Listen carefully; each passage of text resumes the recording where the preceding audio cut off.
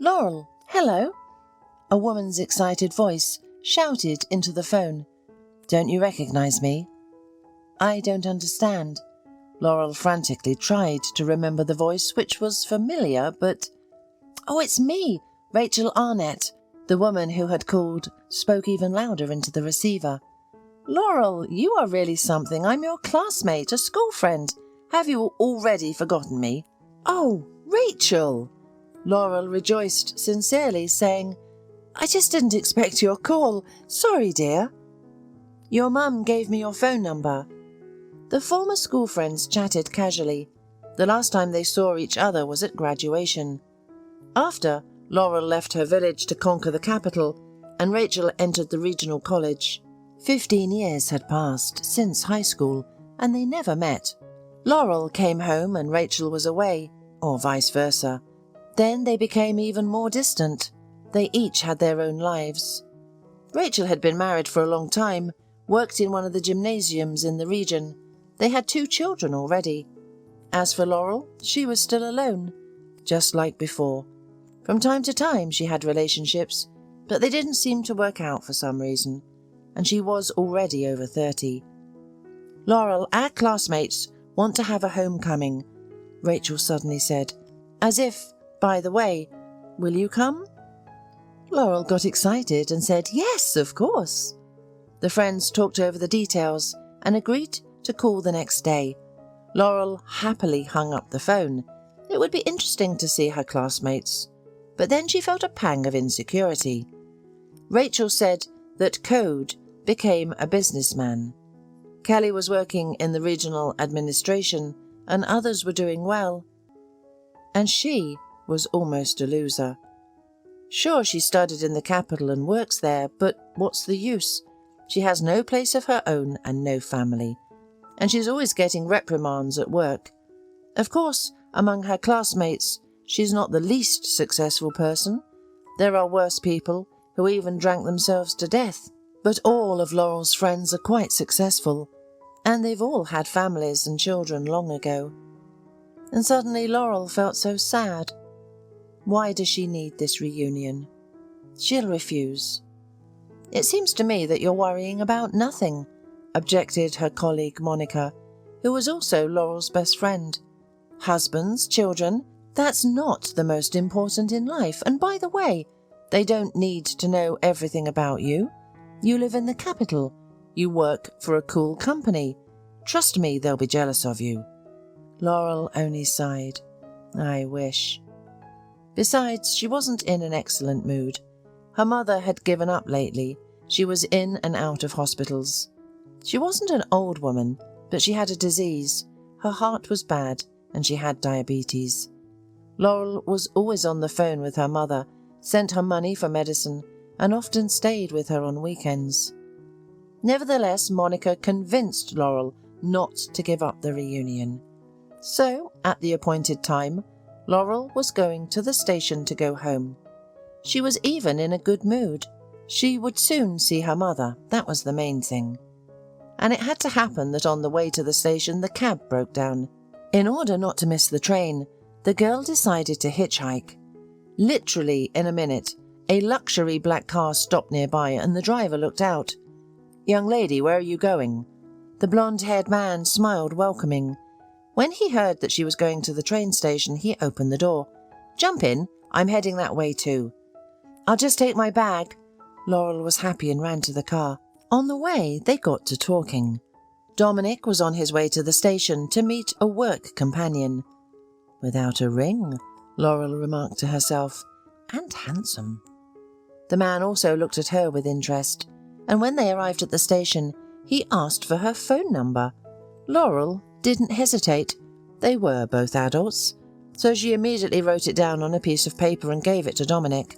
I'll be sure to call you, he said, while looking at the girl so affectionately that she was even embarrassed. Just not this weekend, Laurel came to her senses. I'll be far out of the city. I understand. Dominic pointed at the bag and, with a look, and asked, May I help you carry it to the station? No, Laurel was completely embarrassed. It's not heavy. But nevertheless, Dominic carried her bag, and she was very grateful to him. Sitting on the train, she kept remembering her new acquaintance and smiling. He was a very interesting man. The homecoming was surprisingly fun, interesting and warm. No one bragged about their achievements. For one evening, everyone became equal. A businessman, a politician, a salesman, and a mechanizer. Laurel was glad that she had listened to Monica. No one dwelt on her marital status, but on the contrary, they praised her. "You are tenacious, Laurel. You managed to become a capital dweller. Well done." And only her mother once again was a little upset, looking even more aged and painful. "You, my daughter, don't worry so much about me." Her mother understood Laurel's thoughts. "I'll live as long as I'm supposed to, so why are you upset? You need to organize your life. Why did you send me money last month? You should have saved up for a mortgage. How long are you going to stay in rented apartments?" "Mum, don't start," Laurel cut her off. "I've been helping you, and I'll continue to do so. Where will you get money for medicine?" "I have a pension." Mum tried to smile and say, "I'll manage." "Exactly," grinned Laurel, "and you'll only eat bread and water for a whole month." "Oh, my daughter, my good girl." Her mother hugged her. "You should get married. I want to see my grandchildren." Laurel smiled forcefully and then moved the conversation to the meeting with her classmates and her work. For as long as the girl could remember, she and her mother had always lived alone. Her father left the family before Laurel turned 3, and since then he has been wandering somewhere in the world. He did not pay alimony, and all her life her mother had been supporting Laurel alone. She worked at the post office, as a saleswoman, at cleaning. That's why, when her daughter finished school, her mother insisted that she should make her way to the capital to study. So Laurel did. Her mother saved up some money for her daughter's studies and gave it to her for living expenses. Laurel understood this, so when she started working, she always sent part of her salary to her mother. At first her mother argued, but Laurel persisted, and now, when her mother's health was completely shaken and she had to retire on disability, it was by the way. But the poor woman was still worried that her daughter was depriving herself for her sake. However, Laurel could not do otherwise. She was very attached to her mother. On Monday morning, Laurel was already at work. Monica was eagerly awaiting the details of the homecoming. "You see, I told you so," said her friend, satisfied. "I'm delighted that I listened to you," Laurel confessed. The friends laughed and hugged each other. She and Monica had been good friends from the very beginning, as Laurel got a job in this company, and for the last 2 years they had become best friends. Monica was also from neighbouring city, but her parents helped her buy an apartment, so she felt more confident in the capital. But her personal life was about the same as Laurel's. She had not serious relationships, but only fleeting romances. But Monica, unlike Laurel, did not dwell on it. She generally believed that until the age of 40, one should live for oneself. "Monica, what about children?" Laurel always argued. "Don't you want a little one?" "A child?" Monica snorted. "It's only a pretty picture, but in reality, just think, Laurel, how much money and effort are needed for them. If a millionaire comes along with me, then it's a different matter." "A millionaire?" Laurel snorted with a smile. "There are a lot of us who need them. Get in line." And in the evening, after coming home from work, Laurel got a call from Dominic. To be honest, she didn't realise who it was at first. There was so much communication during the weekend that she simply forgot about a random acquaintance on the road. They agreed to meet. The next day after work, there was Dominic's car outside the office, and Dominic was standing next to it. "It's for me," Laurel said something mysterious to Monica and went towards Dominic. Monica was a little taken aback and watched in amazement as a handsome young man opened the door of an expensive car in front of Laurel as she smiled back at him. "What a sly girl," marvelled Monica at the time. She's got such a boyfriend and not a word to say about it. I'll find out everything tomorrow. It was a wonderful evening. Laurel and Dominic sat comfortably in a small, cosy cafe, enjoying each other's company. Dominic revealed that he worked at his father's large enterprise and was unmarried. It's hard to believe that by the age of 30, no one has caught such a promising man, joked Laurel. There are so many beautiful girls around, especially at your work, I'm sure. I agree there are many girls around, nodded Dominic, but it always seemed to me that I had not yet met the only one. And he looked at Laurel so expressively that she was even embarrassed. Dominic then took her hand in his and gently ran his thumb over her fingers. He smiled and shook his head. And let's go on the merry-go-round? He dumbfounded the girl with his suggestion. On a merry-go-round, she repeated, but it's getting late. Well, the parks are still open. Let's go. Dominic looked at Laurel expectantly. Honestly, Laurel couldn't stand all these amusement parks, but she wanted to be with Dominic so much that she didn't want to disappoint him. In the amusement park, Laurel and Dominic immediately headed for the Ferris wheel. Laurel, however, had been afraid of heights since childhood and followed Dominic on cotton legs. Are you afraid? Dominic asked, surprised as they started to climb. I, on the contrary, love heights. Laurel only nodded her head. From fear she couldn't even speak, and she had already regretted 1,000 times that she agreed. What a fool I am, the girl thought. Well, maybe I like him, but what if he's some kind of maniac? Laurel, I'm normal, Dominic said, seeming to guess her thoughts. I just have a long-held dream, to ride with a beautiful girl on the Ferris wheel, and just such a girl appeared in my field of vision. Saying this, Dominic pulled a small box out of his pocket, opened it, and a dainty bracelet glittered in his hands. I want to give it to you for good luck, he said with a smile, and as my little rehabilitation in your eyes, because I showed up on our first date without flowers, and then drove you here. Laurel was surprised that the guy gave her a gold bracelet on their first date. It doesn't happen in life like that. But the pretty bracelet really shone on Laurel's wrist, and down below, the neon lights of the city shone. Afterward, they walked around the city at night. Laurel was a little shocked by everything that was happening. She had never experienced so many events in just a couple of hours. In general, she had never had such an emotional shake before. Yes, Dominic surprised her. Later at home, lying in bed, Laurel thought back to their walk. She remembered the Ferris wheel with a smile, admired the bracelet, and then suddenly realized that her life would not be the same from that moment on. In the morning, she woke up to a text message from Dominic. Good morning. Have a lovely day. I'll be waiting for you after work tonight. Laurel smiled. Maybe he would take her to the merry-go-round again. With Dominic, she wasn't afraid. He seemed so reliable to her. I don't understand. Monica wondered when Laurel appeared at her workplace. How could you hide such a handsome man from me? Are we really friends? Oh, Monica, don't be mad at me. I just met him recently, Laurel explained. And he took you to the merry-go-round on the first date like that? Monica asked in surprise. He's some kind of strange man. I thought so too at first, Laurel admitted. But after that, I started thinking differently. I felt so at ease and free next to him. You are a bad psychologist, Monica said, shaking her head. Next, he'll take you parachuting. Will you agree then as well? Perhaps, Laurel nodded. I'm not the least bit afraid of him, Monica.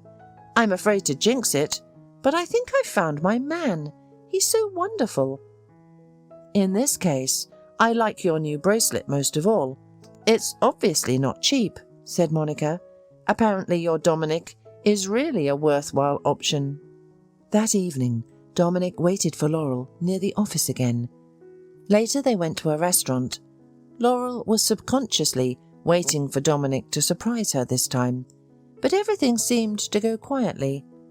It was only when Laurel closed the doors behind her after returning home that she heard a strange sound in the kitchen near the window.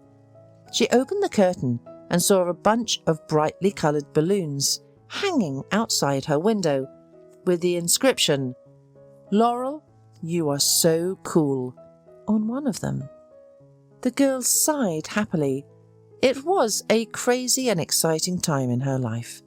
She watched the balloons fly upward and thought about how amazing Dominic was and what would happen next.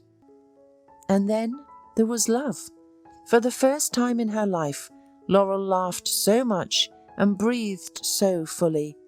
Yes, Dominic was inimitable. Sometimes the girl wondered to herself, what does it mean, chance? What if the cab hadn't broken down when she was rushing to the reunion? Life was amazing. They met every day, but on weekends, Laurel still went to her mother's. She didn't dare offer Dominic a ride, and he kept silent. He drove her to the station, and that was it. Laurel decided that it wasn't the right time yet. 3 months had passed since the day they first met. One evening, Dominic introduced Laurel to his parents, and the girl realized the significant changes were coming to her life. The girl liked Dominic's parents. His father was serious and looked like a businessman, while his mother was soulful. They didn't care that Laurel wasn't from the capital.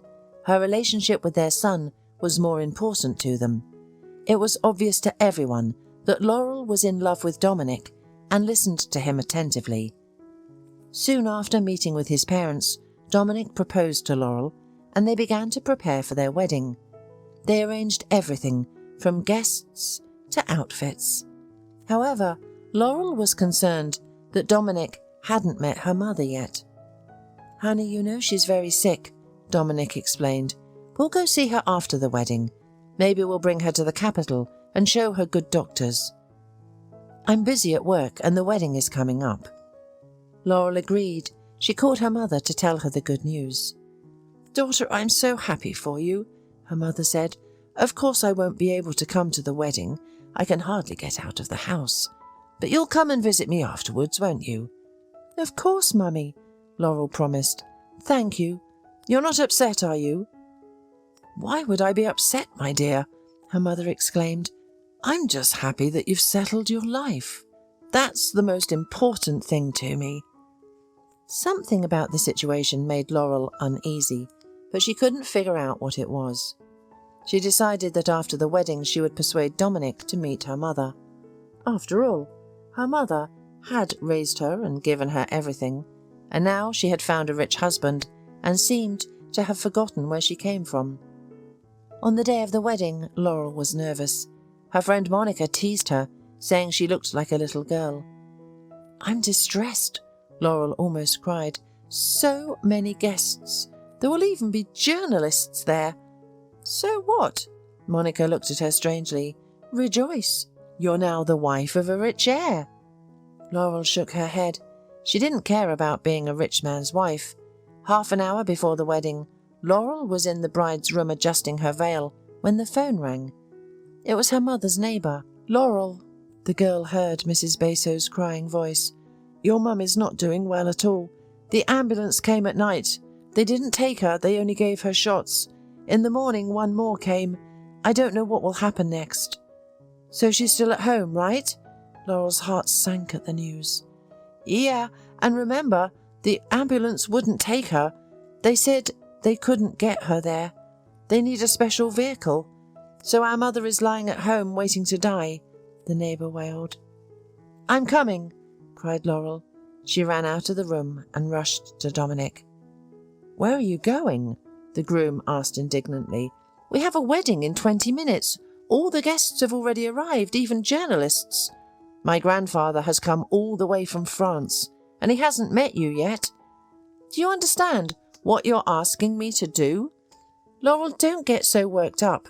Today we'll celebrate the wedding and tomorrow we'll go to your mother's."